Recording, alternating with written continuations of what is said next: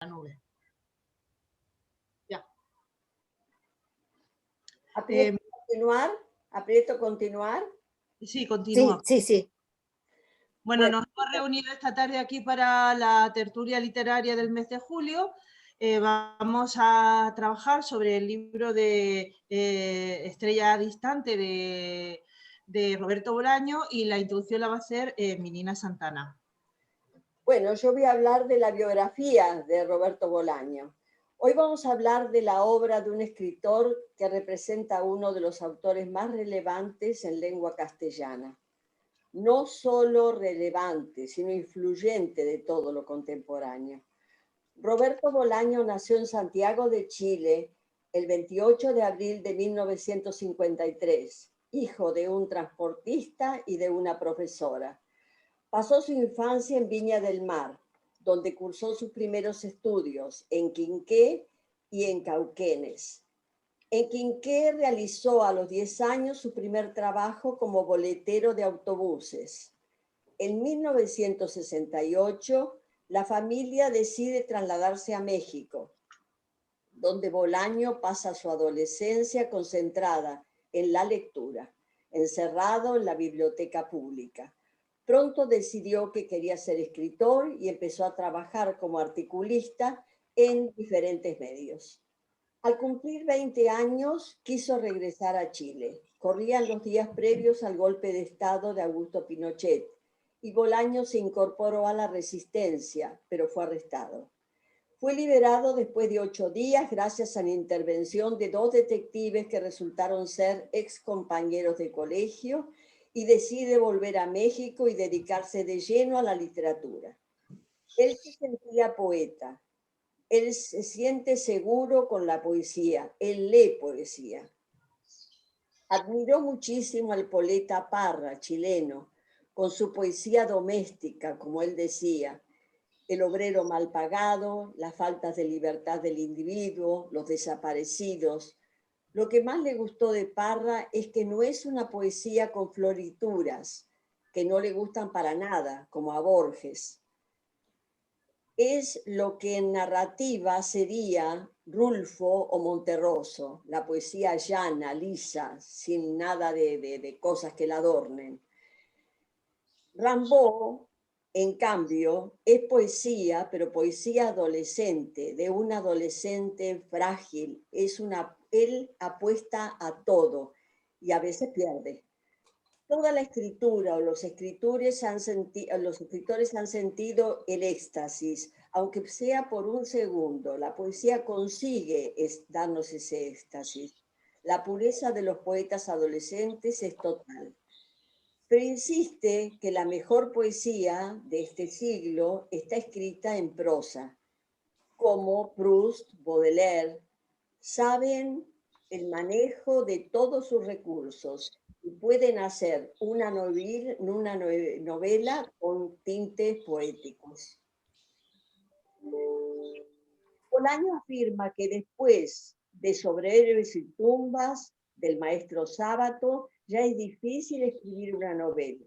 La novela que viene es una construcción mínima. Sostiene como Borges que una novela que solo se sostiene por el argumento diría que está acabada. Cuando le preguntan por el párrafo de una poesía de Gabriela Mistral, El país sin edad, dice que es el país de la infancia, el país de la alegría. Y cuando Gabriela nos habla de personajes náufragos, son los que han perdido su lugar, su patria. En México funda, junto con otros jóvenes poetas, un movimiento de vanguardia denominado infrarrealismo, y en 1975 vio finalmente publicados sus primeros trabajos. Pero aún teniendo muy buenos amigos como Mario Santiago, Javier Huerta, Enrique Lin, se da cuenta que en México les molesta mucho los infrarrealistas. Los infrarrealistas. Y en una publicación que le hacen en México ponen que Bolaño se vaya a Santiago, y Santiago también, refiriéndose a su amigo Mario Santiago. Después de pasar por El Salvador, decide ir a Europa. Mantuvo durante mucho tiempo una relación epistolar con Enrique Lin, y él dice que Lin inventó un concurso literario para que Bolaño lo ganara. No fue una época fácil, estaba solo, tenía dificultades económicas, trabajó en España de diferentes oficios, lavaplatos, descargador de barcos, camarero, vigilante nocturno, basurero, vendimiador, hasta que pudo sostenerse con los primeros resultados de certámenes literarios. Toda esa experiencia la va a convertir y la va a colocar más adelante en su ficción. En 1984 publicó en colaboración con Antonio García Porta su primer novela, Consejos de un discípulo de Morrison a un fanático de Joyce, con la que obtuvo el premio Ámbito Literario. Ese mismo año lanzó La senda de los elefantes, que fue galardonada con el premio Félix Urabayen.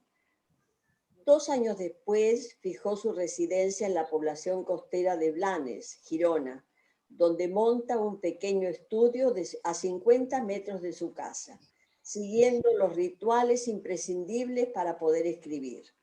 Música de rock de los 70, una infusión de manzanilla con miel y tabaco, mucho tabaco. Cuidaba mucho la estructura de sus libros y reescribía demasiado. Él dijo siempre que si no fuese así, sus libros tendrían una extensión de 1000 páginas. Le contó a un periodista en una entrevista, y aprovecho para decirles que las entrevistas a Bolaño son maravillosas y que las pueden ver en YouTube. Le contó que cuando uno ve una entrevista de Bolaño, se lo ve tan joven, tan tímido, tan delicado, cuenta que varias veces robaba libros en alguna librería, cosa que nos parece extraño viéndolo tan infantil. Tarea muy difícil, dice, pues uno no puede robar cualquier cosa. Primero miraba, veía la posibilidad de no ser visto y robaba los que le gustaban y no estaban altos en las estanterías. Así fue engrosando el material de lectura. En 1993, los médicos le diagnostican una grave enfermedad hepática. Y a partir de entonces, Bolaño se obsesionó en dejar un legado literario importante y multiplicó sus publicaciones. Ese mismo año vieron la luz Los perros románticos, un recopilatorio de su obra poética creada entre 1977 y 1990, y la novela La pista de hielo. En 1996 presentó la literatura nazi en América y Estrella distante, novela que hoy vamos a comentar. Y en 1997 la compilación de cuentos, Llamadas telefónicas, que le valió el Premio Municipal de Santiago de Chile, el más importante de su país. El año 1998 fue sin duda un año clave en la vida de Bolaño. Poco tiempo antes había empezado a publicar en Anagrama. Obtuvo 2 importantes distinciones. El primero, el Premio Herralde de Novela y el Premio Internacional de Novela Rómulo Gallegos, por la calidad de la obra y su conmovedora apuesta narrativa. Pero después, y tras 25 años de ausencia, Bolaño volvió a Chile. Un cuadro alegórico del Chile pinochetista, cargado de fantasmas, torturadores y toques de queda. Allí escribe la novela titulada Nocturno de noche y está calificada como una pequeña obra de arte escalofriante. Su salud empeora, entra en una lista de espera para un trasplante de hígado y quiere consagrar todo su tiempo a lo que deberá ser su obra maestra, 2666. Consciente de la proximidad de la muerte, seguirá escribiendo hasta su fallecimiento, el 14 de junio del 2003, a los 50 años de edad. Escribió una veintena de libros, poesía y prosa. Considero que no es una literatura fácil y en algunas novelas o cuentos me hace recordar a Cortázar, sobre todo en Los detectives salvajes. Cuando se lo comentan esto a Bolaño, él agradece a quien se lo dice. Él, por lo menos, trató de meterse en la estructura parecida a la de Cortázar, pero el escritor dice que es una gran generosidad para quien lo ve parecido realmente a Cortázar. Pero es como una obligación, me parece, leer a ese joven escritor, a ese arquitecto de las letras, aunque duela, porque duele mucho, aunque haya muchos lectores latinoamericanos y sepamos, como decía Galeano, el uruguayo, ver las venas sangrando de América, porque eso es lo que sentimos los que vivimos todas estas crisis de estos países americanos. Nada más sobre la vida de él, es maravillosa. Gracias, Mirina. No, pues, Me encanta porque tienes una sensibilidad. Muchas gracias. Terminé el libro de llorar. Yo creo que Cristina a las americanas les habrá pasado algo por el estilo. Exacto. Bueno, Exacto. pocos estamos libres de un dictador, así que, Bueno, sí. así que podemos también ponernos en el lugar. Bueno, Cristina me ha dicho que a lo mejor os apetecería ver un pelín de un vídeo. Voy a intentar reproducirlo aquí. Mi Nina me va a dirigir cuál es la parte que ella quiere que veamos, porque es largo. El mejor, habíamos hablado con Cristina. Sí, Ana sabe lo que quiere, me parece, sí, Ana, es que le indiques qué parte. A ver. ¿Qué parte es cuando le quieres... Estoy compartiendo. Mi Nina, espera un segundo, que lo estoy compartiendo. Ahora tú me dices, ¿vale? Bueno. Venga. ¿Lo veis? Sí. El tercero. Sí, es ese. Este. Bien. Vamos a darle un poco para adelante. Sí. Ahí está. A ver, aquí. Ahí. Editores de otras áreas. Espera. Llamadas telefónicas. Vamos a tener el gusto de compartir la conversación en Off the Record con el escritor chileno Roberto Bolaño. Tú me avisas, ¿vale, mi Nina? Sí, sí. Un exilio silencioso, comenzaron a llegar ecos de la buena crítica que conseguían sus primeros libros en Europa. Llegó a España desde México, donde había sido uno de los fundadores del grupo infrarrealista, que incorporaba escritores y cultores de otras áreas. Esto ya nos lo ha dicho. Está a la historia de un joven cimarrero que en lugar de ir a clases se va al centro. ¿Dónde lo pongo, mi Nina? ¿Antes o después? No, después, un poquito después. ¿Ahí? Lo leí bastante bien, además. Dalo a él. Lo llevé porque creía que era pornografía. Ah, cuando roba el libro, sí. Espera un segundo. Etcétera. Yo creo que eso tiene la librería del sótano, la disposición espacial de los libros en la librería del sótano y en la librería de cristal tienen la culpa de muchas lagunas en mi educación. Entonces me llevaba a los que podía. Recuerdo que uno de los que más me impresionó fue Pierre Louis, que lo leí bastante bien además. En primer lugar, me lo llevé porque creía que era pornografía. Era un ejemplar muy antiguo de Pierre Louis con ilustraciones, creo que de Doré. Muy bonito. Y me llevaba gente de ese tipo, franceses de finales de siglo, principios de este, en ediciones mexicanas, en ediciones a veces muy bonitas, y que ahora me sorprende, ¿no? ¿Quiénes eran esos editores que sacaban esos libros? Porque realmente no me explico quién compraba esos libros. Ahora, tú llevas poesía, pero también llevas novela. Entiendo que una de las que te impactó fue La caída de Camus, ¿no? Sí. Bueno, Pierre Louis lo que me llevaba de él era básicamente novela o crónica. y que a mí me impactó la caída muchísimo, muchísimo. Vaya, recuerdo vivamente la lectura de la caída en la Alameda de México por la mañana. La Alameda es un sitio muy hermoso, no es como la Alameda de Santiago, sino que es una plaza la Alameda. Y me sentaba en un banco lleno de árboles, muy, muy oculto, y me ponía a leerlo. Era una sensación bastante bonita. ¿Y ese personaje del gusano, cómo nace ese personaje? ¿En qué vivencia tiene que ver? Ya, es un personaje extraño porque el gusano la primera vez que aparece en mis escritos es en un poema, en donde el narrador del poema se enfrenta de alguna manera al gusano.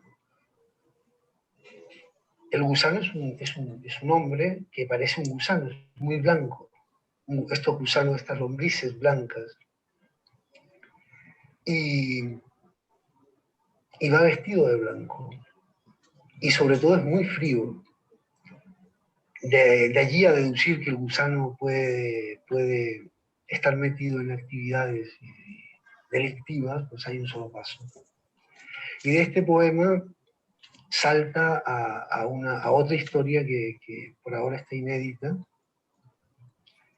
que es la historia de un pueblo en el norte de México, en el estado de Sonora, que es de donde viene el gusano.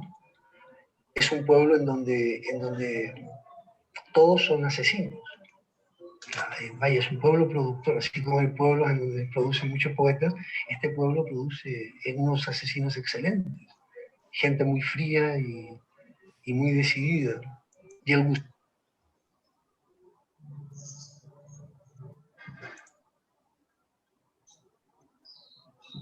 Bueno, voy a dejar ya de compartir. Bueno. Vale. Bueno, pues ya sabéis, seguramente ya sabríais, pero ya sabéis qué cara tenía y qué voz tenía Roberto Bolaño. Pues, ¿quiere alguien empezar la tertulia? ¿Marité? Bueno, gracias, Ana. Bueno, difícil comenzar porque sobre esta novela se han escrito yo no sé cuántas tesis de doctorado, pero bueno, independientemente de esto, me pareció muy bien lograda y me ha encantado. Para mí es un delirio conformado por capítulos llenos de intertextualidad que relatan la historia de personajes latinoamericanos a través de la literatura y el arte, especialmente de la vanguardia de la literatura y el arte, que exponen un discurso fascista que surge y se fortalece a partir de la dictadura militar que se vive en Chile, pero también en Argentina, en Brasil y en muchos otros países latinoamericanos del siglo XX. La novela es narrada por Arturo B., quien construye al personaje Ruiz Tagle Vider a través de sus impresiones y de la información que le brindan otros personajes, pero que también han tenido contacto con el enigmático poeta de derecha.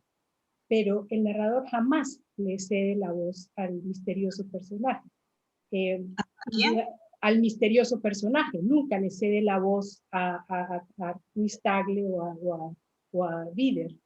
Él siempre, solo, en realidad con la finalidad de que el lector no pueda descubrirlo, descifrarlo directamente a través de su discurso, sino solo a partir de los actos que son relatados por personajes secundarios, ¿no?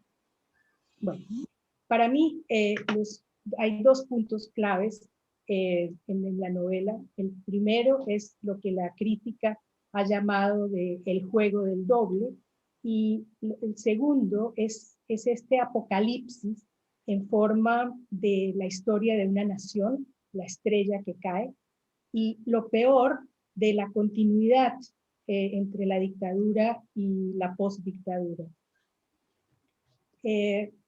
con respecto al juego del doble, bueno, es infinito lo que se puede decir de este juego del doble.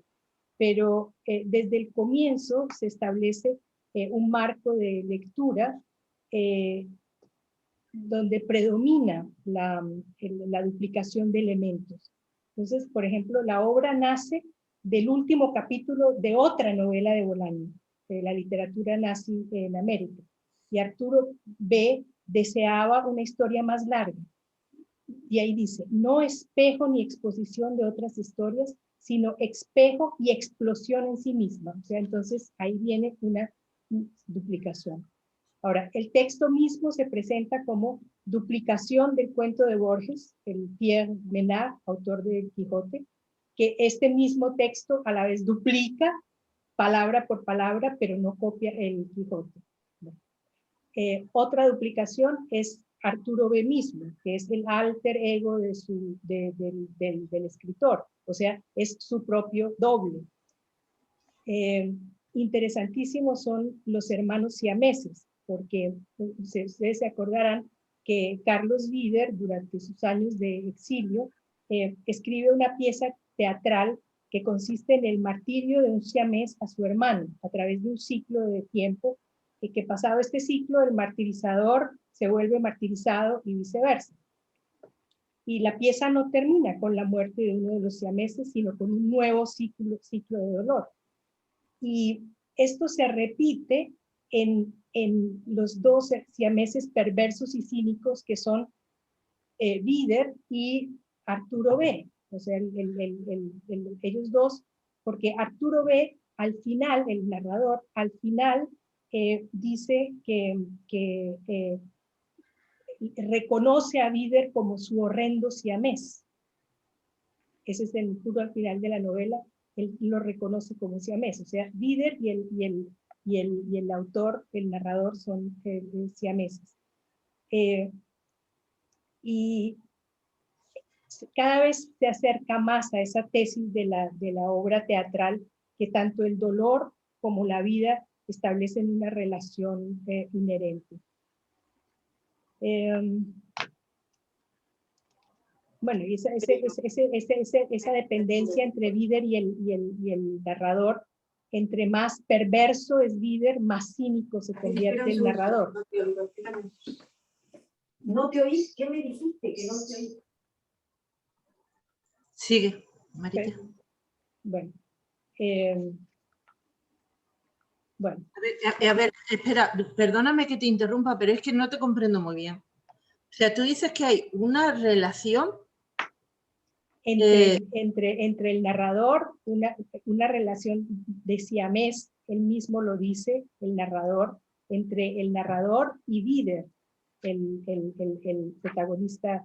Sí. Entre Arturo B. Arturo B. y Vider. Y él lo reconoce al final diciendo que él reconoce a Vider como su horrendo hermano siamés. Y entonces viene esa relación de dependencia, ese ciclo martirizador que entre más perverso, entre más perverso se convierte Vider, más cínico se vuelve Arturo B. O sea, perdóname, Marité, discúlpame, ¿en qué página? ¿Tú lo tienes en electrónico o en papel? Sí, en electrónico. Puro al final, cuando, bueno, eso lo puedo buscar, espérate, yo lo tengo aquí, lo puedo buscar, horrendo, no, ahora me cuesta buscarlo. Puro al final, cuando está con Romero. Con Romero. Entonces, y cuando encuentran a Vider, entonces él dice que lo reconoce como su horrendo hermano siamés. Disculpa que en este momento no tengo el acceso al Kindle. Pasó eso. Bueno, después lo vamos a encontrar seguramente. Sí. Está bien. Sí, porque esa cuestión de los siameses y de los dobles para mí me pareció absolutamente fascinante. Bueno, y los otros dobles, Juan Stein y Juan Soto, los rivales y amigos directores de los talleres literarios, Después la vida de Juan Stein, que se bifurca. Después el doble apellido Ruiz-Tagle. Después el doble Ruiz-Tagle-Bieder. Después el nombre mismo de Bieder, que quiere decir otra vez, o sea, expresa una repetición. O sea, es toda una maraña, una estructura, la misma estructura de la novela está basada en todas estas duplicaciones, en todos estos dobles. Bueno, y la segunda parte, el segundo tema o el segundo punto que me gustó muchísimo es el hecho de que es para mí un apocalipsis en forma de la historia de una nación. Ya el título Estrella Distante muy probablemente se refiere a que si Bolaño escribe esta novela desde España y nos presenta una reflexión sobre Chile, la estrella en la bandera de una nación distante. Entonces la estrella distante es Chile, que es la estrella que está en la bandera de Chile. Y esta perspectiva obviamente se refuerza con el epígrafe que cita a William Faulkner diciendo: ¿qué estrella cae sin que nadie la vea, sin que nadie la mire? Entonces ahí agrega la idea de caída como parte de la reevaluación histórica propuesta en la novela. Y cierta valoración moral de la transformación del país.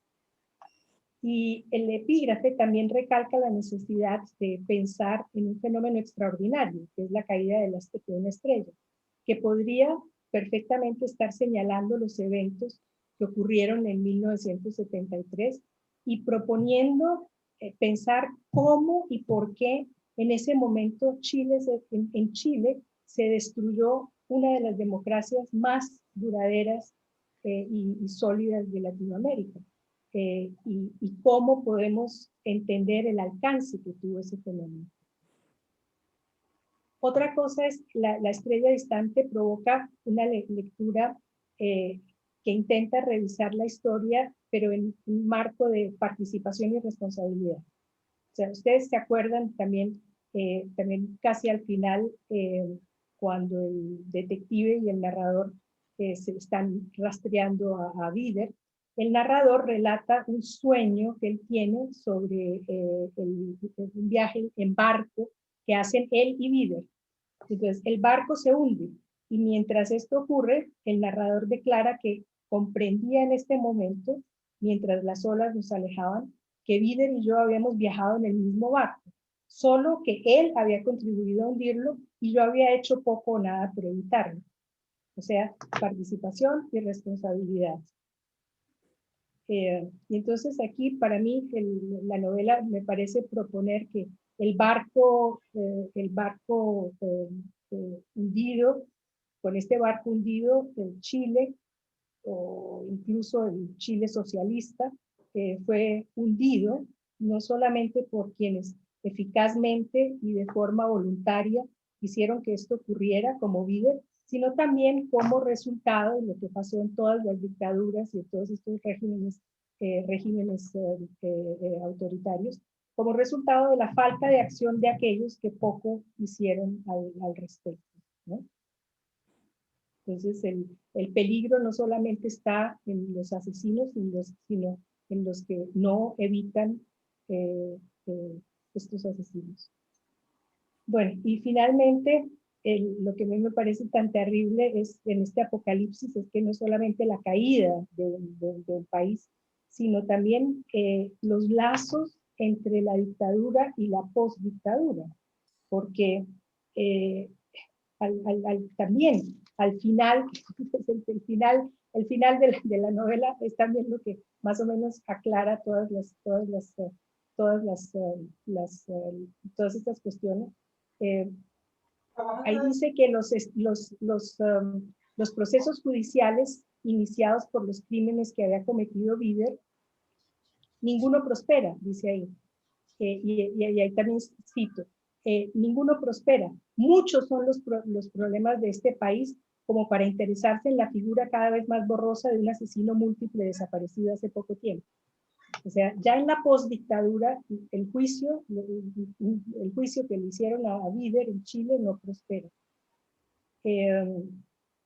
Entonces, esos mismos problemas del país van a determinar que no se finalicen los juicios, porque las preocupaciones judiciales son reemplazadas por preocupaciones económicas. Entonces, viene todo el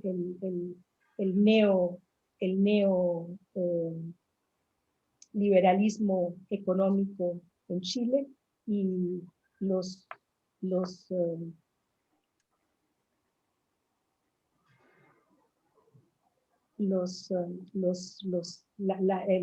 el asesinato del asesino es hecho por personas privadas, el asesinato del asesino es hecho por dinero. También en algún momento cuando el narrador dialoga con el detective, con Romero, dice y le dice que lo va a matar, dice, una cosa así nos puede arruinar a usted y a mí, y además es innecesario. El tipo dice, a mí no me va a arruinar, al contrario, me va a capitalizar. Entonces, nuevamente, todo el énfasis en el aspecto económico que representa el ajusticiamiento de los crímenes. O sea que el acto del ajusticiamiento es rentable y está privatizado. Toda la privatización chilena de la postdictadura es también un asesinato, es parte de ese apocalipsis que a mí me afectó muchísimo.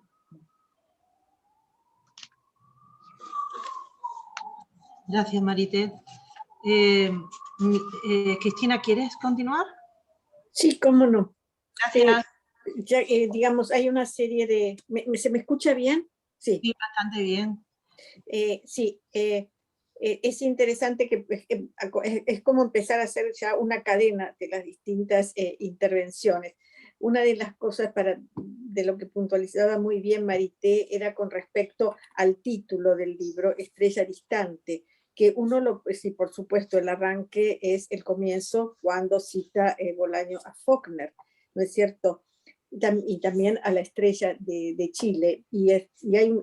¿Qué es lo distante? Él lo hace expresamente casi al final del libro, hablando dice, me quedé sentado observando los arbustos oscuros, las ramas que se entrelazaban e intersecaban, tejiendo un dibujo al azar del viento. Encendí un cigarrillo y me puse a pensar en cuestiones sin importancia.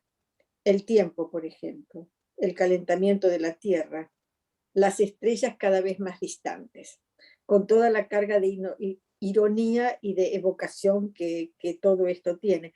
Y ahí es donde está más definido, creo que el título del libro. Este es un libro, bueno, a mí me interesa mucho Bolaño como escritor.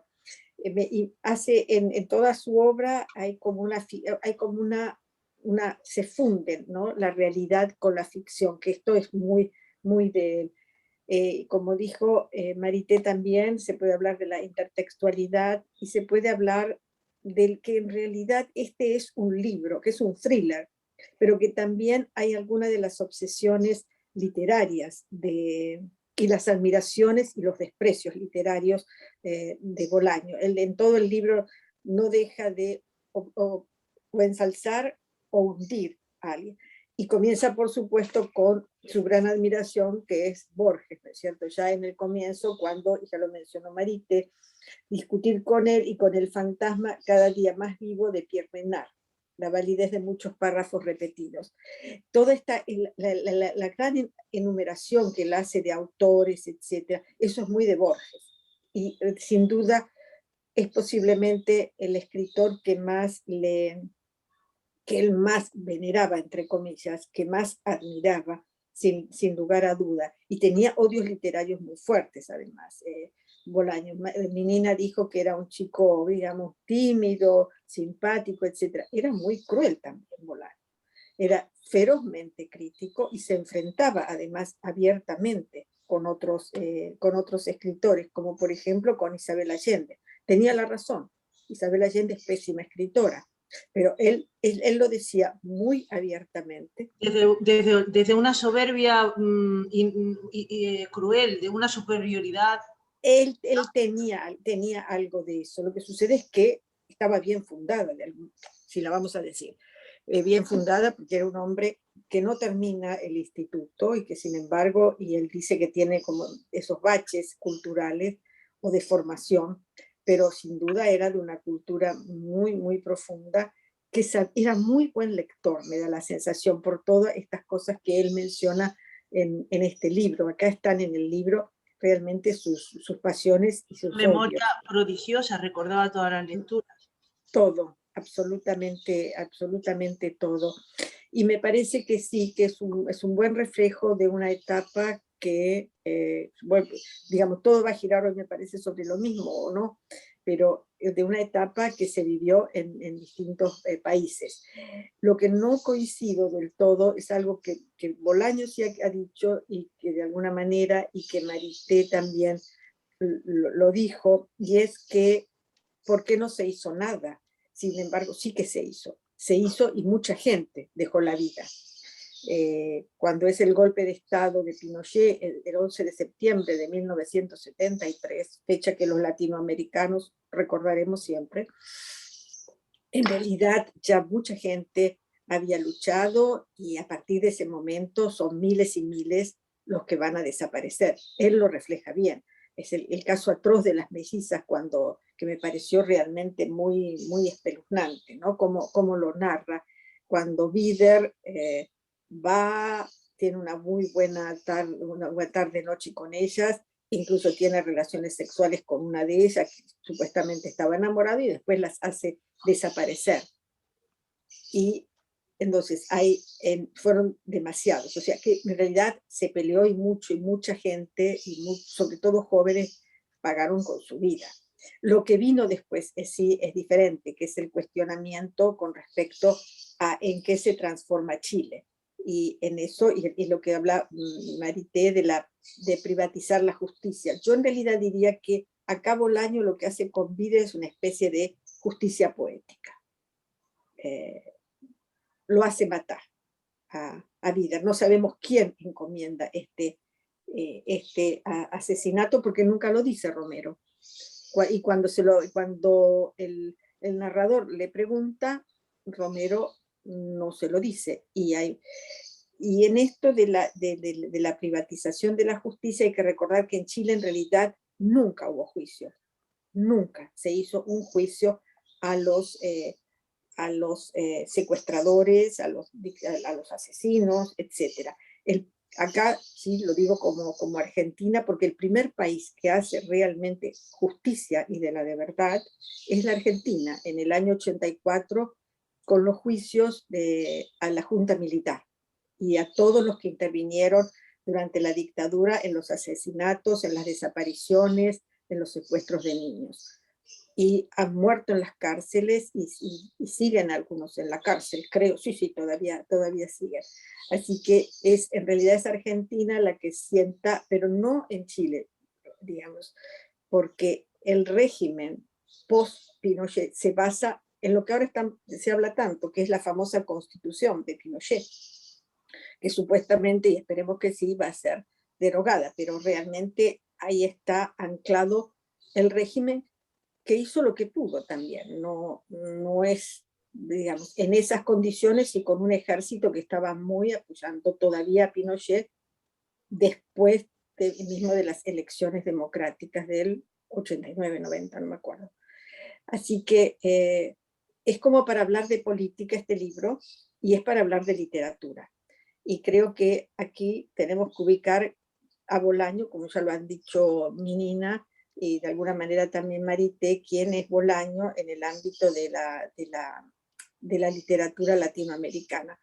No sé si es el más representativo, pero sí es sin duda uno de los mejores escritores que se produjeron en nuestra parte del mundo en los últimos 30, 40 años.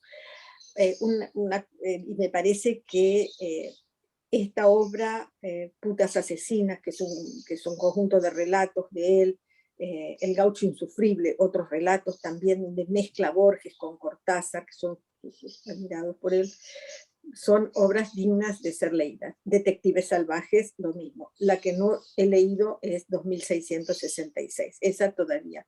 Yo sí la Tú la leíste. También, Y a mí yo me también. parece que sí, que es muy importante hablar de Bolaño para olvidarnos un poco de los escritores del boom, porque si no de los escritores del boom estamos hasta aquí, sobre todo acá en España, que no se hace lugar a toda esta literatura, y creo que sí Bolaño logró hacerlo junto con otros escritores. Así que, bueno, yo creo que podemos seguir debatiendo un poco más sobre Bolaño y su lugar en la literatura. Y una última cosa que sí quería decir. Él dejó, como creo que fue Menina que lo dijo, que dejó mucha obra sin terminar y sin revisar. Que él revisaba mucho, claro. Y yo creo que ahí es un grave error editorial y de la familia. Se publica casi todo Bolaño, cualquier cosa, y no ha pasado el filtro de... Exacto, y no pasa el filtro de Bolaño, porque la misma Menina lo dijo, él reescribía, revisaba. No. Así que además la familia después se peleó, la mujer y los hijos se pelearon con Echevarría, que era quien fue el primero en realidad después de la muerte de Bolaño, que es el que entre comillas hace de albacea literario de él, que es, ¿cómo se llama este hombre? Echevarría. Así que bueno, ya está. Después seguimos hablando más. Gracias. Me alargué mucho. No, muy bien. Sí, es que el libro da para eso, y Bolaño también, y Bolaño, siempre le pongo una S. Es que yo creo que el otro día oí que hay muchos modismos que, por cierto, le achacan a Roberto Bolaño no tener tantos modismos chilenos, sino en haberse convertido en un español. Hay gente que lo critica por eso, ¿no? Y dice que hay muchas palabras que se dicen en Chile y que se dicen, uno de los modismos es que se comen las heces, y que eso ocurre porque mucha de la gente que fue a colonizar allí eran andaluces, que ya se las comían. No lo creo, después de 400 años no lo creo, no. Sí, claro que sí. Si tú oyes hablar que se a comen ciertos las heces, andaluces, sí. no, y Sí. la forma de hablar de ciertos andaluces con la V, la forma como hacen las Vs, no, es chileno increíble. No, yo no estoy tan segura, Marité, porque Bueno, tiene... llamaremos a Sosir. Se comen las heces, sí, los chilenos se comen las heces, no. eso sí. Mira, Sí, perdona, disculpa. Mira, en la Radio Nacional a la 1 de la tarde siempre tienen programas sobre música gitana o sobre música latinoamericana. Y hay un tipo que habla sobre la música gitana. Bueno, y este tipo habla como un chileno, pero es un español andaluz de pura cepa. O sea, es impresionante como no todos, pero muchos andaluces de pura cepa tienen. Yo tendría que averiguar de dónde es este tipo de la Radio Nacional, porque así como habla él, hablan todos los chilenos. Pero bueno, es un detalle. Muy bien. Nelly, estás con el micrófono apagado. ¿Quieres encenderlo? Sí, ya es que estaba para no atrofiar el recording, prefiero hacer sin sonido para no estropear la grabación. Creo que entre Menina, Marité y Cristina, pues habéis dicho lo importante de Bolaño. Yo solamente puedo un poco subrayar el momento histórico en el que él pues escribió este libro en los años 70, un poco unido con la ciencia ficción y sí un poco cruda la escritura de Bolaño, ¿no? En el que sí se maneja la crudeza de la época y del momento, y que bueno, si él hace tanta anotación a tantos escritores y poetas que muchos de nosotros conocemos, pues se dedicaba el hombre única y exclusivamente a leer y a escribir. Eso queda claro, y yo leí un poco acerca de la comentario del libro, que lo pues catalogaban como verdaderamente, si él había escrito tanto y había nombrado a tantos personajes, uno verdaderamente se quedaba en el punto de la incultura. Y eso es lo que me llamó la atención del libro. Todo lo demás lo estoy de acuerdo, pero sí hace una gran referencia a autores muy importantes. Y bueno, pues efectivamente veo yo el alter ego, denotado desde las gemelas, ¿no? O sea, ahí empieza el recorrido de ese alter ego que es comentado en la crítica. Y bueno, pues muchas gracias por la recomendación. No creo que pueda comentar más nada porque todo lo habéis ya anotado para mi punto de vista. Muchísimas gracias. Gracias, Nelly. Bueno, pues yo, a ver, en cuanto a lo del alter ego, yo lo encontré desde el principio. Además, me quedé un poco sorprendida y lo anoté en el libro y todo porque no entendía muy bien con quién se había encerrado a escribir la novela. Incluso dice, ¿que te has encerrado solo con Arturo? ¿Quién es Arturo? Arturo eres tú. Desde el principio ya me di cuenta que ahí estaba manejando a alguien, y luego ya cuando me dice que además estaba Pierre Menard como un fantasma haciendo una cosa que hacía Borges, que era, dice, poniendo en duda la validez de muchos párrafos repetidos. Que eso es lo que hacía Borges, ¿no? De hecho, lo habéis comentado, creo que Minina, que el mismo Bolaño en algún lugar ha dicho que si él escribiera los libros sin revisarlos y quitarles todos esos párrafos repetidos, pues sus libros serían de 2000 páginas, ¿no? Luego, hay una cosa que bueno, a mí Bolaño me gusta muchísimo, y el libro me ha gustado muchísimo también. Que no lo había leído, no lo había leído, así que lo agradezco mucho que a quien lo haya aconsejado, porque me ha encantado estar con él, ¿no? Y bueno, he razonado sobre que Bolaño ficcioniza con si es que existe esa palabra, o hace ficción, con su universo, que es la literatura, como un erudito que es también, ¿no? Y también con los acontecimientos reales, con las cosas que suceden a su alrededor, en su país, a su gente. Esto es una conjunción que puede ser de evasión de la realidad, pero con la realidad con la que dialoga, porque él puede dialogar con la ficción y con la literatura y con la realidad, porque él tiene las herramientas, las maneja también. Es domina las herramientas. Él puede hacer este tipo de guiños y no son forzados, son muy fáciles, parecen fáciles, porque tiene un conocimiento increíble, perdón, de eso, de toda la literatura y de la historia de su país, de los sentimientos, de lo que siente la gente, ¿no? Y eso lo hace.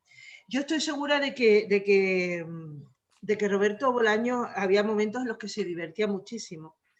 Pues a veces yo, cuando he hecho algo que tiene que ver con la intertextualidad, me divierto, ¿no? Lo que pasa es que yo no he sido nunca tan valiente como Roberto Bolaño, por eso él es Roberto Bolaño y yo soy quien soy, ¿no? Y es que él te deja lo que haya escrito que tiene que ver con otros autores y no te explica nada. O sea, si quieres, ve leyendo y ya entiende, y luego lees a Roberto Bolaño, ¿no? Y yo nunca me he atrevido a hacer eso. Entonces, cuando tú intentas explicar la intertextualidad, ya eres el niño repelente Vicente. Yo muchas veces me doy cuenta de eso, ¿no? Porque es como si estuvieras enseñando a los demás lo que tú sabes. Y lo que hace Bolaño no es enseñar a los demás lo que él sabe, sino es que eso es su universo, es que es su vida, ¿no? Igual que hay gente que te puede hablar, te puede contar una novela negra porque tiene relaciones con el AMPA y se mueve ahí y te está contando pues la jerga, te está contando pues cómo siente, cómo respira ese tipo de gente. Bolaño, su universo es la literatura. Entonces realmente él tiene ese tipo de conversaciones y cuando se acuerda de alguien, igual que yo hago siempre que me acuerdo de las cosas que dice mi madre, pues él se acuerda de las cosas que dice Borges. Es así, ¿no? Y bueno, en cuanto a la obra, a mí me ha parecido una obra muy fluida, con mucho movimiento, pero que se airea con ciertas cuestiones históricas y de la actualidad. También la ha aireado con esas 3 historias, la de los 2 profesores de literatura y o sea, de poesía, Stein y el otro era Sotos, ¿no? Sotos. Y luego con esa otra historia del hombre que no tenía brazos, ¿os acordáis? Sí. Eso le ha dado un aire y además lo ha hecho de tal manera que no te ha cortado la narración y eso es súper complicado. Siempre cuando se hace un curso de narración te dicen que tú cuando cuentes algo, a ver cómo lo cuentas y tiene que ser corto, no ocuparte, porque le cortas el ritmo a la gente. Y sin embargo estas 3 historias son 3 historias potentes que están en medio del libro, pero no te disuaden de leer, de seguir leyendo. Muy macabro, pero muy macabro. Porque Bueno, no te olvida. Es macabro, pero no te disuade, no te cortan Es absolutamente macabro. el ritmo, ¿no? Roberto es fluido. Sí, es fluido. Y además tiene una habilidad que es que te está contando que son cuestiones que son a veces profundas, que son duras, que a veces no la... a veces tienes que recurrir a ver quién ha dicho esto o a ver quién es fulanito de tal, ¿no? Yo tuve que buscar la poesía de los lares, ¿no era así, algo así? Poesía de lares, que tenía que ver con los campos, que tenía que ver con las costumbres. En algún lugar viene lárica, la poesía lárica, creo que se dice. Y que tenía que ver con algo, con ese tipo sí, en algún... a ver, no me acuerdo exactamente dónde es, pero que habla de los poetas más antiguos, de los que hablaban sobre de forma antropóloga de las cuestiones del Chile agrario y de todo este tipo de cosas, ¿no? Y yo lo tuve que buscar porque no sabía lo que era. Pero eso no me hizo perder la tensión que él pone en la obra. Y me ocurrió lo mismo en 2666, que es una obra mucho más complicada que esta, muchísimo más, y que yo misma me preguntaba, pero bueno, ¿yo por qué sigo leyendo? ¿Pero yo por qué estoy obcecada con este libro que me está pidiendo que lea más? Llegó un momento que no sabía por qué lo quería leer, pero lo estaba leyendo y no podía parar. Y él hace algo de eso con la literatura, mantiene una tensión, a pesar de que mete historias intermedias, de que hace muchos guiños a la intertextualidad, todo eso, pues lo consigue, ¿no?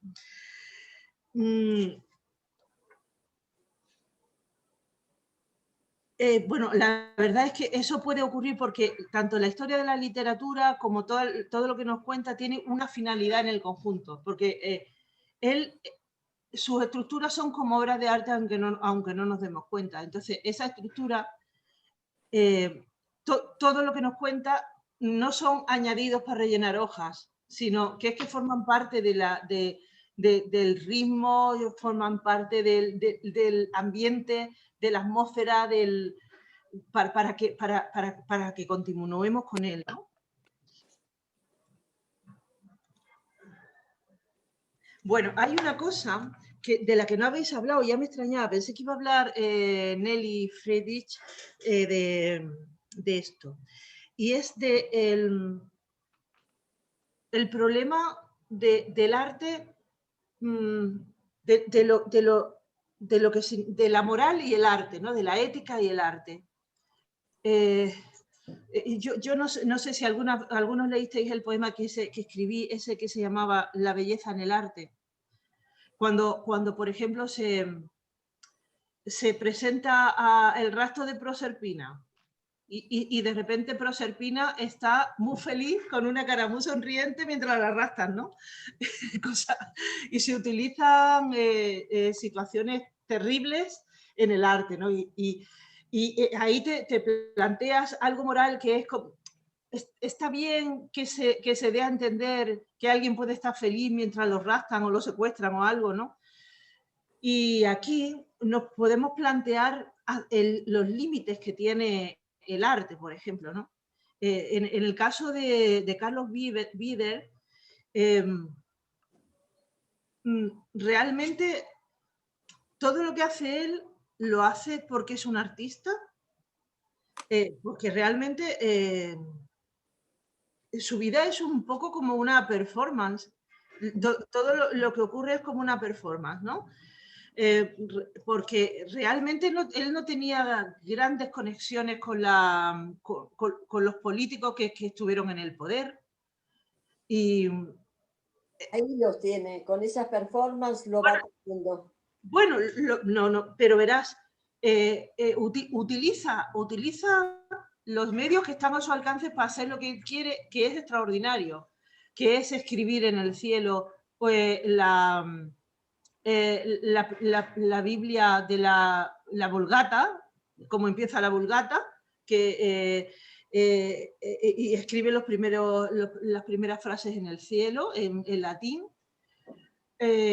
Luego cuando presenta las fotos, con las fotos es una performance, se sube ahí a, no sé si a una silla, a una mesa, y hace, eso es una performance que la hace. Eso es una performance y además tiene que ver, por ejemplo, con la gente que hace arte gore, que, a ver, que a mí no me gusta en absoluto, pero es evidente que es que consigue muchas cosas que le pedimos al arte, que es la provocación, el que te hagas preguntas, el que ahora estemos hablando de eso, por ejemplo, ¿no?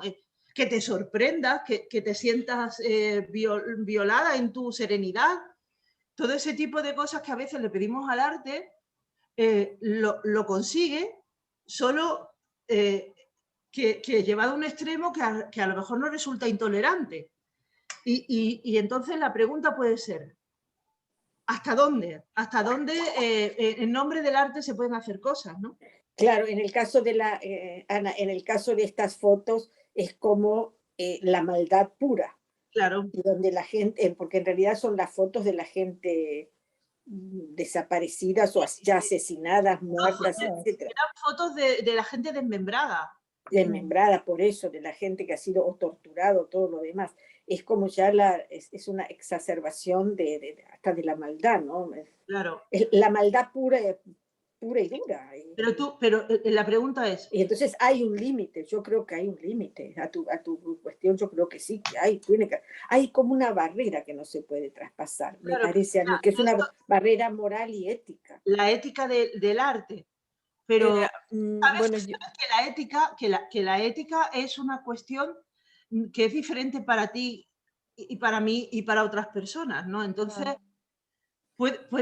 para Carlos Bieder era, no tenía ese límite que tiene a lo mejor para nosotros. Y claro, a mí me ha hecho reflexionar sobre ello, sobre todo porque me ha hecho acordar de la película Asesinatos 9 milímetros, la de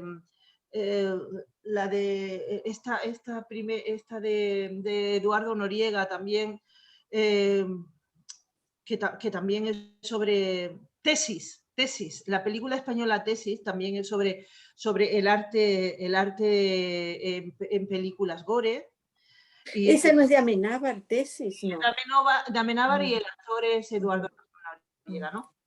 Y bueno, es terrible porque se siente uno incómodo, incluso hablando de esto. Y uno piensa, el artista que es capaz de llegar a estos límites evidentemente tiene que tener un punto de psicópata, de no tener empatía por el otro. Bueno, a ti te llamó la atención porque tú escribes y tienes esa facilidad para transmitir esa psicopatía por tus escritos y por lo que tú sabes. Y claro que tú lo captaste así, tan es así que yo he subrayado en algún momento lo macabro de la obra, que sí se plantea y se plasma, y yo, haciendo breve la pregunta que has puesto en el panel, arte corresponde a el manifiesto del artista para transmitir un mensaje con inteligencia, con intelecto. Si ya, como dice Cristina, pasa el límite de mi ética, eso ya no es arte, eso ya tilda a otro tipo de parámetros, ¿no? Si un artista, el que sea plástico, literario, cinematográfico, plantea una tesis, yo creo que debe de respetar esa ética, la edad que sea y como sea, pero dar el mensaje que quiere dar. Y nosotros, yo soy de la tesis de que arte tiene que ser con inteligencia, ¿no? Entonces, no sé si las demás estáis de acuerdo conmigo. ¿No hace arte inteligente? Inteligente sí es. Depende del régimen también. Por ejemplo, cuando nació el Bauhaus en el gobierno nazi, en un gobierno que quería una arquitectura, era inmoral el Bauhaus. Degenerated art. Tuvieron que ir, claro, depende del sistema. Este arte en una dictadura militar ni se cuestionaba la moral.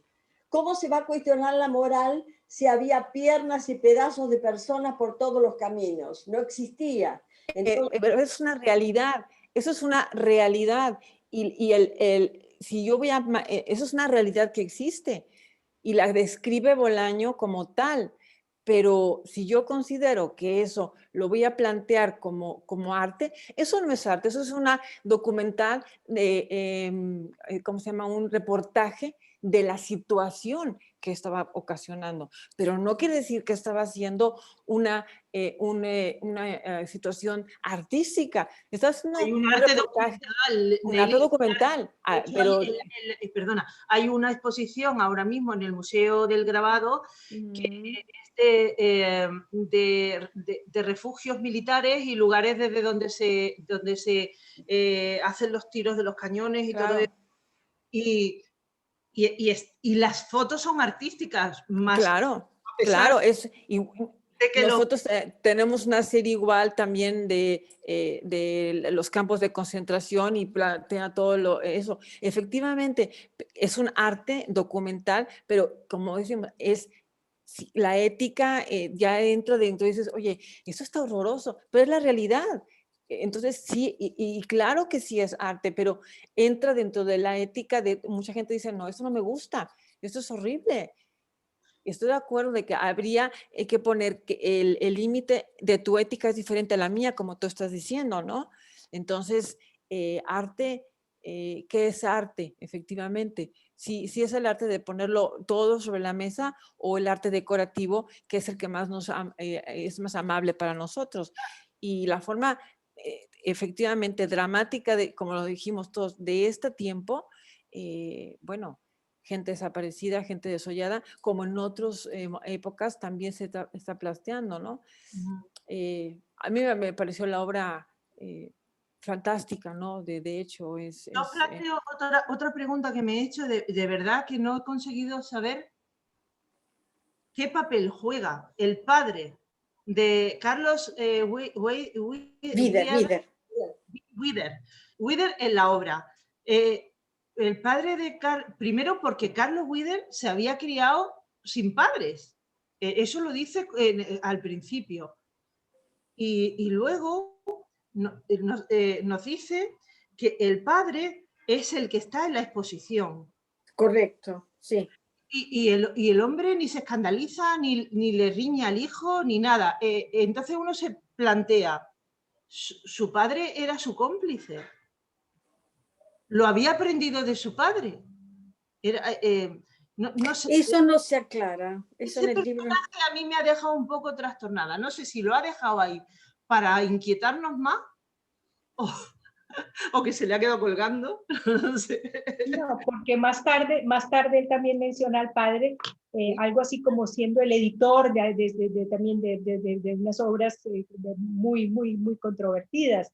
O sea, Sí. el padre es el que le da el apoyo para que haga ese arte sin malvado. Sí, ¿verdad? ¿Sí? Tú lo ves así, ¿no? Como que ha sido, que es una conducta aprendida lo que él hace. Pues no sé si aprendida, pero el padre lo apoya. O sea, el padre es ese padre que se muestra en 2 ocasiones en la exposición y después como editor de algunos de los libros, es el padre que le da apoyo al hijo. Bueno. O sea, aprueba lo que el hijo hace. Y luego otra cosa que también me interesa muchísimo es la necesidad que tiene de recordarnos que lo que está haciendo es ficción. Nos lo recuerda varias veces. Por ejemplo, cuando nos relata el asesinato de las 2 hermanas gemelas, las Garmendia, ¿no?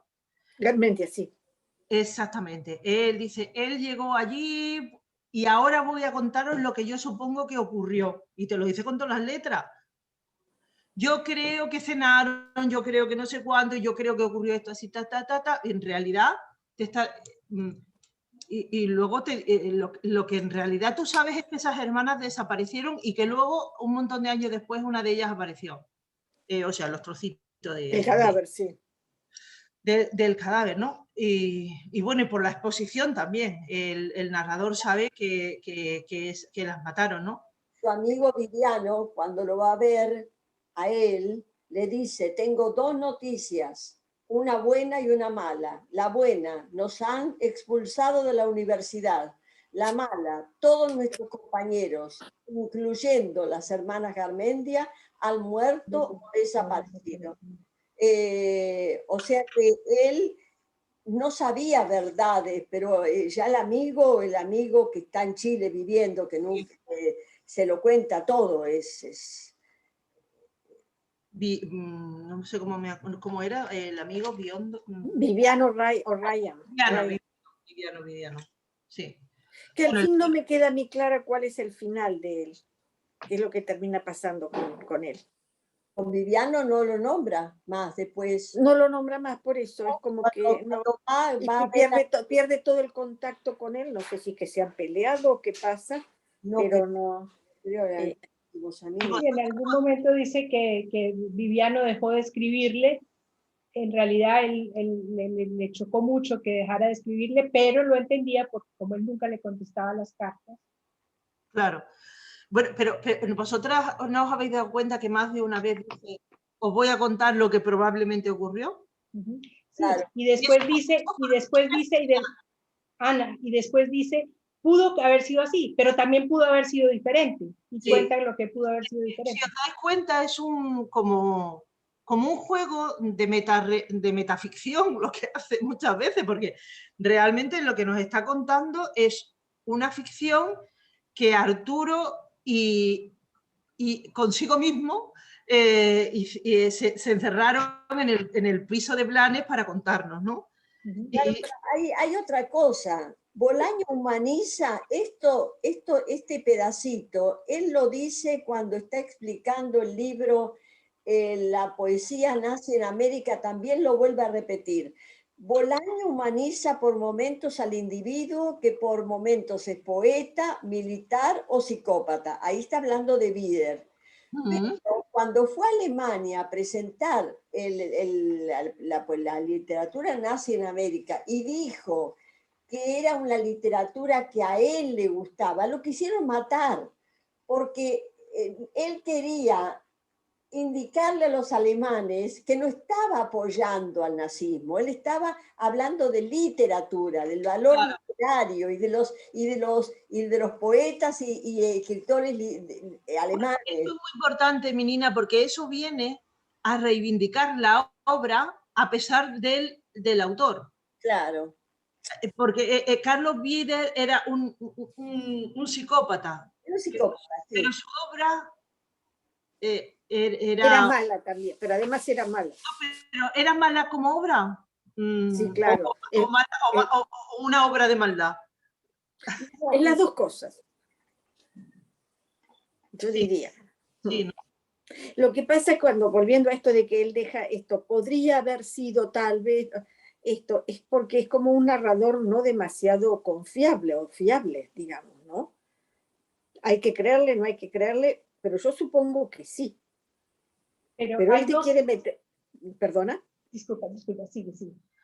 No, que es esto de que si es realmente hay que creerle todo lo que él escribe o no. ¿Fueron las cosas tal cuales las narra o no? Esta es la duda que él de alguna manera va sembrando. Yo creo que sí, que son las cosas como él las cuenta. Tiendo a creerle, tiendo a creerle, pero hay dos planos, Cristina, hay dos planos. Perdona, ¿cómo? Hay dos planos, hay dos planos. El plano donde él insiste en que pudo haber sido así o pudo haber sido de otra forma y cuenta las dos formas. Y el plano de los hechos narrados por otros. O sea, ahí queda muy claro. Cuando él está diciendo lo que Viviano le escribió, él deja muy claro que fue Viviano el que se lo escribió. Cuando dice que fulano se lo contó, él deja muy claro qué fue lo que el otro contó. Y el resto, cuando son especulaciones de él, él deja también claro que ahí está elucubrando. Pudo haber sido así o pudo haber sido. Y está jugando con el lector. Jugando con el lector, claro. Pero también está jugando con el lector cuando dice fulano, Viviano me dijo esto. Sí, clarísimamente, también está jugando con el lector. Eso creo yo también que claro, porque lo primero que te ha dicho en la primera página es que se ha encerrado con Arturo, que es él mismo, a crear la ficción de todo. Claro. Que es una copia de otra. Pero mi Nina quería decir algo. No, hay un detalle que es un cotilleo. Él iba en un tren rumbo a Blanes. Sí. En el tren, en otro vagón, iban dos chicas. Una bellísima mujer, que a Bolaño le encantaba la mujer bella, y su amiga. Entonces, la amiga le dice, bueno, me voy a mi lugar, que era el lugar donde estaba Bolaño, y la bella le dice, yo me quedo un ratito porque tengo un terrible dolor de cabeza. Cuando se le pasa el dolor de cabeza, la chica bella va y empieza a hablar con Bolaño, empiezan a hablar de literatura, Bolaño la veis espectacular, que fue la segunda mujer de Bolaño. La novia, la que él presentaba como novia. 6 años de la última parte de la vida de Bolaño. Lo ayudó en forma impresionante, hasta le leía los libros, estaba profundamente enamorado de esa mujer. Y llega a otra localidad que ahí la chica tenía que bajarse. Entonces la conversación se truncó, ella bajó y de abajo la chica le grita, no me has dicho nada de Borges. Y él de arriba le grita, es Dios, de Dios no se puede hablar. Y termina el tren parte. Esas cosas que tenía él con los poetas, con los grandes escritores. Ese era su lugar, el lugar era la literatura, es su lugar, su ecosistema. No entendí algo, Ana. Él dice que dentro de 100 años, posiblemente un poco más, no vamos a recordar ni siquiera Shakespeare. Él destruye toda la literatura. Pero yo que me quedé pensando, ¿y qué pasa con el resto del arte? Si hay obras de arte, pinturas, esculturas que tienen más de 500 años y están. ¿Por qué la literatura dentro de 100 años dice que nadie va a poder leer a Shakespeare, a Cervantes, va a estar destruida? No. ¿Por qué lo dirá? O sea, destruye la literatura y el resto del arte sí. Ahora tuvo una intuición de lo que iba a ocurrir con la forma de pensar, de entender el mundo del ser humano de ahora, ¿no? De la manera no sé quién, una entrevista que he escuchado, que una chica decía, llevo al niño a clase de leer rápido. O sea, ahora hay gente que está dando clases para leer rápido, porque hoy en día es una capacidad muy interesante para poder manejar mucha información y todo esto, ¿no? Pero Ana, tú sabes que en la Argentina hace muchísimos años existía el método Ilben de lectura veloz. Sí, el leer así... medio como en diagonal. En diagonal, sí. Bueno, pues esto ahora es tan necesario para esta manera nueva de pensar bueno, que se están dando clases de eso. Entonces, la mentalidad está cambiando, la del montón de gente. Aunque Bolaño es consciente de que a él no lo lee la masa, eso ya lo sabe él, ¿no? Pero la masa está cambiando en otra dirección. La dirección es leer rápido. No es leer a Bolaño, no es leer lentamente a Bolaño, saborearlo y sonreírse con algo de recordar a Borges, por ejemplo, ¿no? Y bueno, la periodista decía, bueno, ¿y para qué quieres leer rápido? Pues conseguir pasta, porque hoy todo lo mueve la pasta. Mientras más rápido leas, más papeles en el despacho puedes sacar adelante, más todo ese, porque funciona así. Y ya está. No sé si pero al final se perderá Shakespeare. Yo espero que no, pero el que intente leer a Shakespeare en diagonal, pues ya me contarás que se va a llevar de Shakespeare.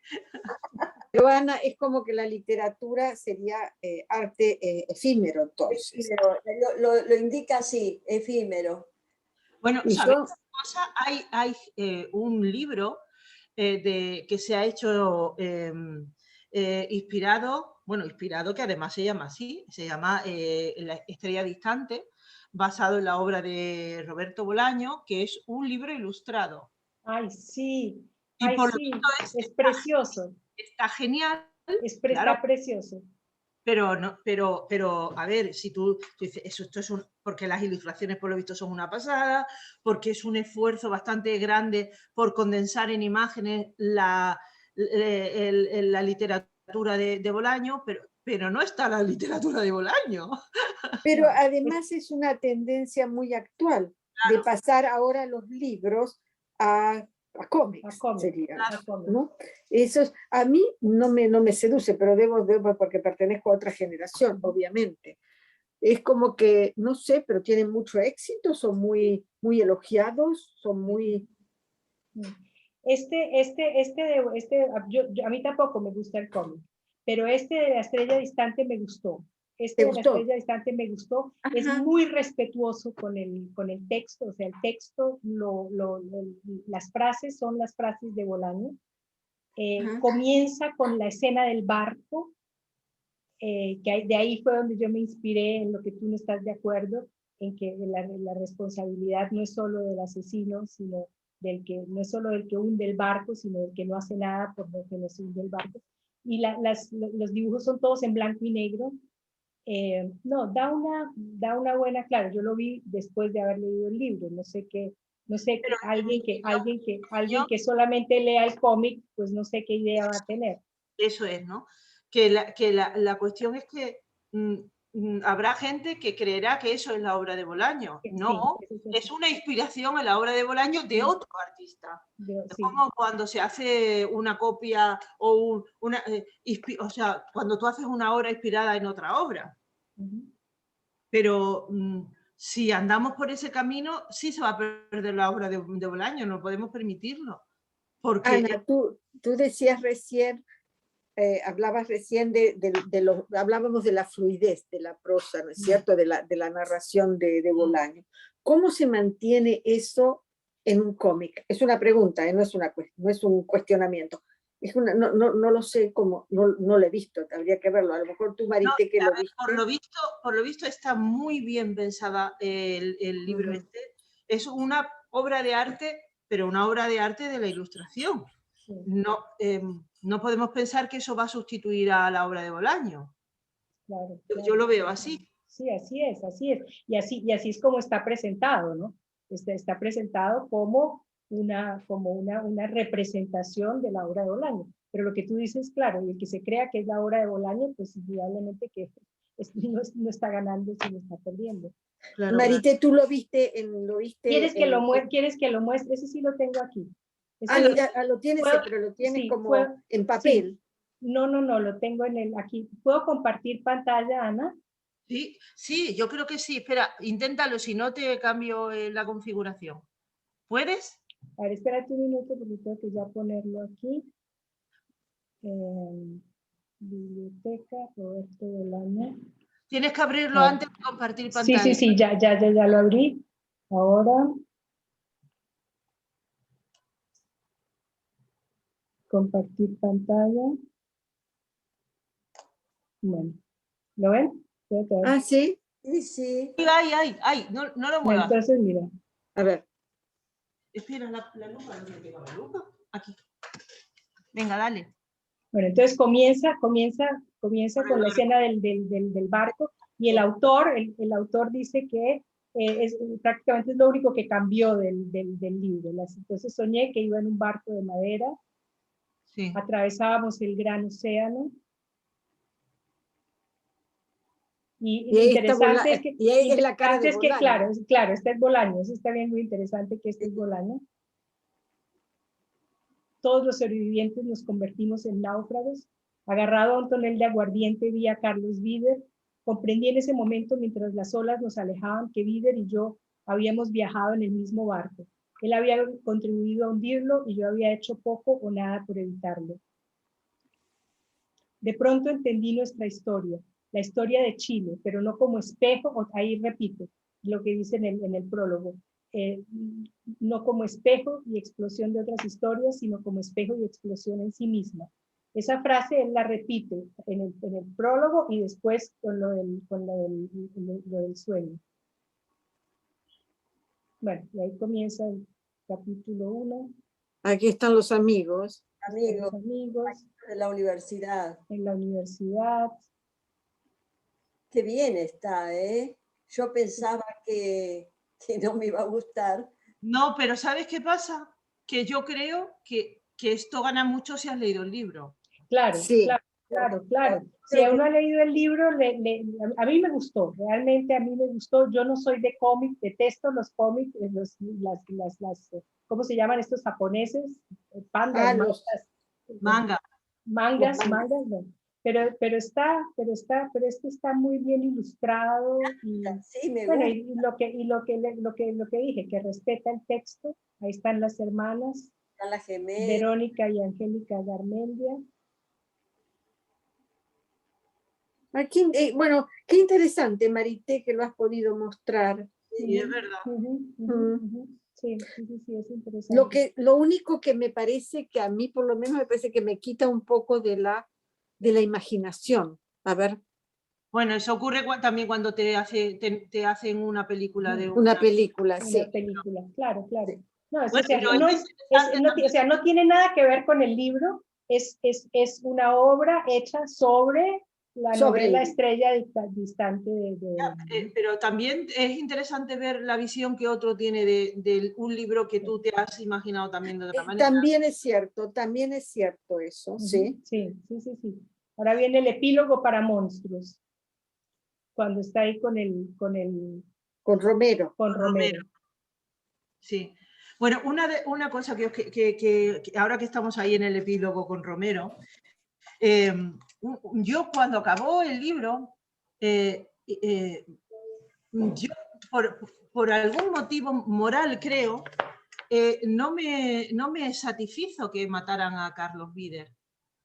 Fíjate qué cosa. Cuando el hombre se lo merecía muchísimo, pero es porque el mismo narrador dice, pero ¿para qué lo mata si ese hombre ya no le va a hacer daño a nadie? Bueno, claro. La orden. Pero por una venganza. En algún lugar dice que ahora los chilenos de a pie se estaban haciendo muy ricos. Exacto. Se estaban haciendo muy ricos.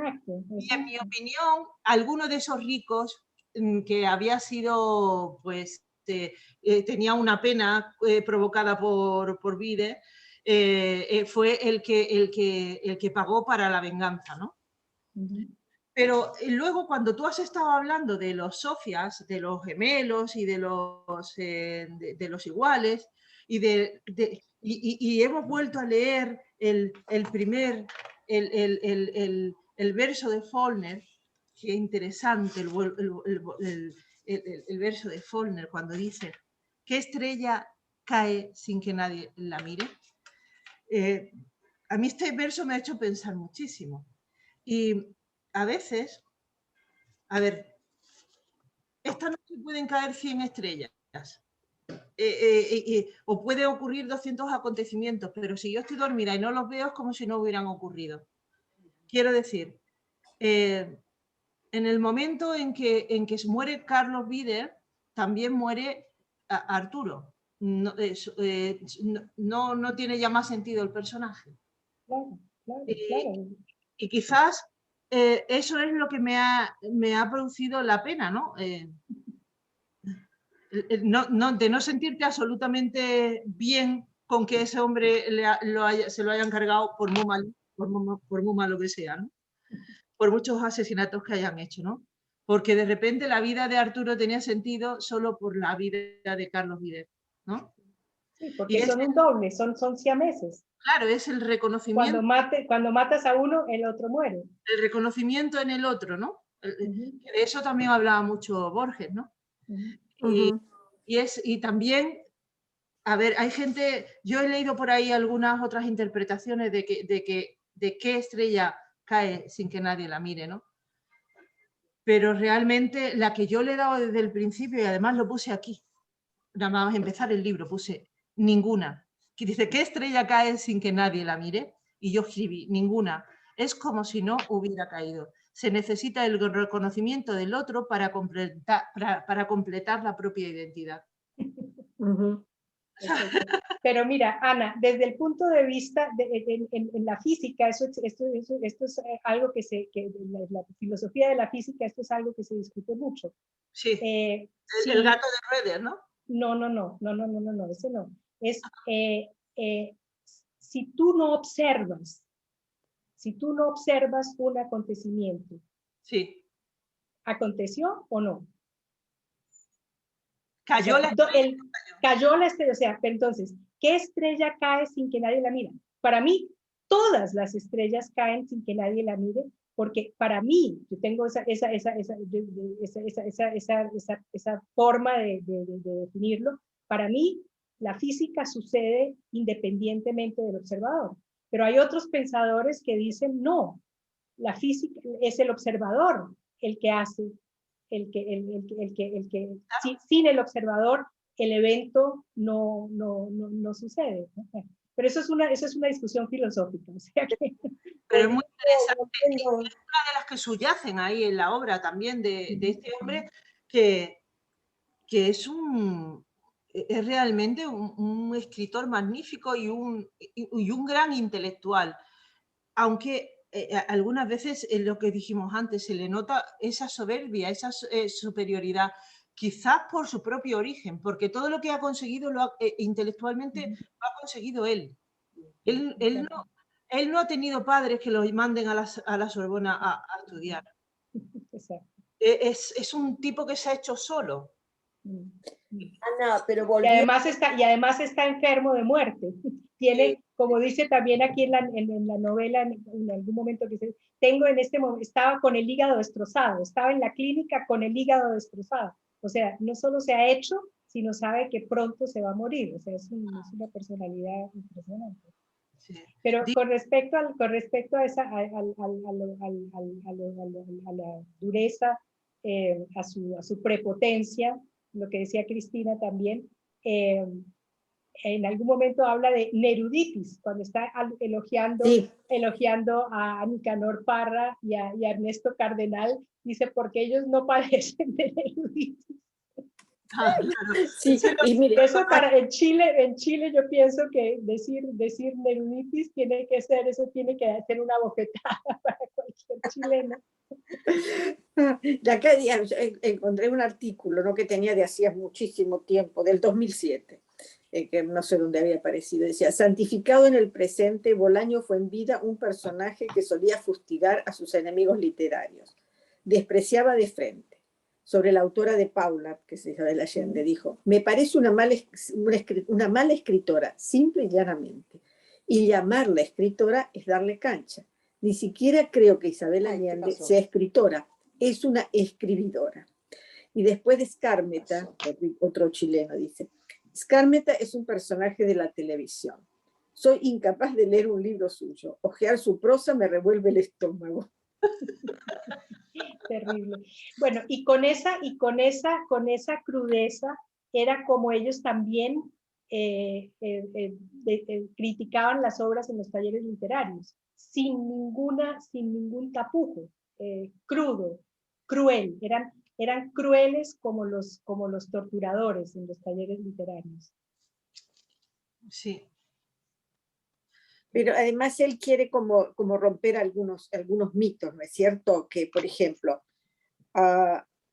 cuando él no recuerdo si menciona o no en el libro a Octavio Paz, pero cuando él se va a México y el santo, el pope de la literatura es Octavio Paz, y él se rebela contra ese sistema de ese culturalismo mexicano, y entonces aparece este círculo de los poetas estos infrarrealistas, ¿no es cierto? Él va contra el orden establecido, y en el caso de Chile pasa lo mismo, nada más que si Parra fue reconocido, Gonzalo Rojas, que es otro poeta que él también le gusta, también ha sido reconocido, porque en el fondo, bueno, todos son chilenos y los chilenos está bien, apoyan a sus propios poetas, ¿no?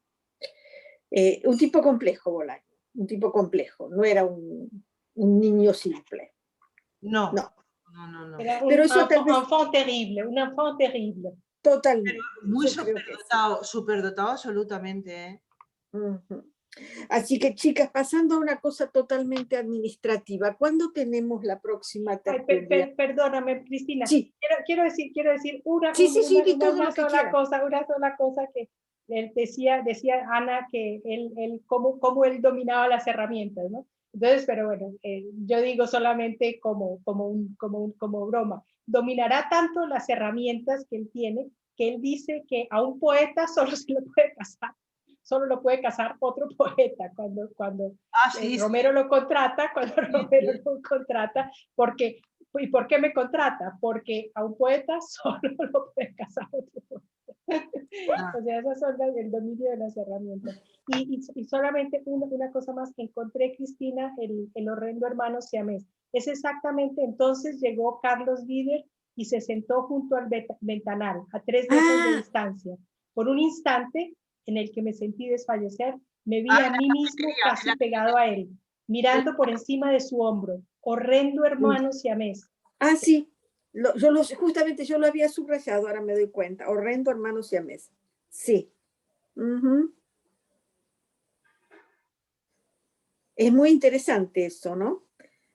Este tema del espejo, la ventana, el reflejo del vidrio. Es un poco hopperiano la escena. Sí. Sí, nuevamente la parte, todo el juego del doble. El juego del doble. ¿No? Impresionante. Bueno, creo que nos ha gustado el libro. Sí. Bueno, eso, estábamos con el calendario. En el calendario de agosto.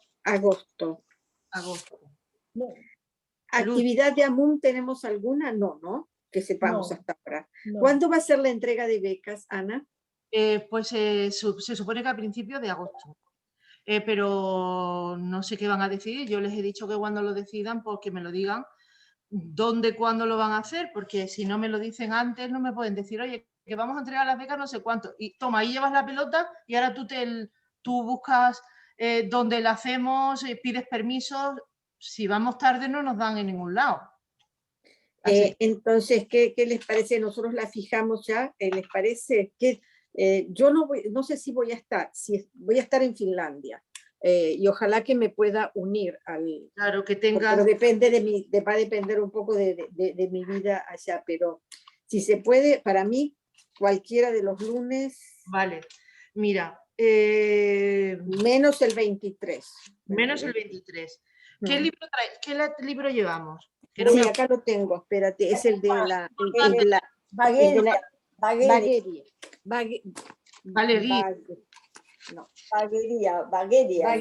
Bagueria, no sé cómo se pronuncia, de Dacia Maraini, sí. la escritora italiana. Sí.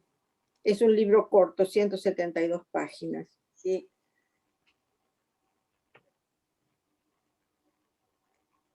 Bueno, entonces, hoy estamos a 12. Tú vas a estar, ¿no es cierto, Marité?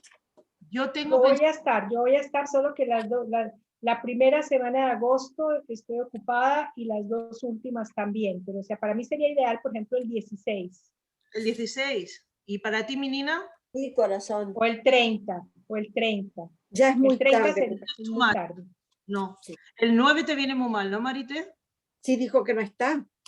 Ah, el 9 no estás. No, sí estás. Bueno, sí estoy, pero eventualmente si son la entrega de becas y todo eso, tuviste que a principios de agosto. Y si fijamos el 16. Yo pienso que la entrega de becas será en la semana del 2 al 8. Ah, bueno, entonces el 9 me viene mejor que el 16. El 9.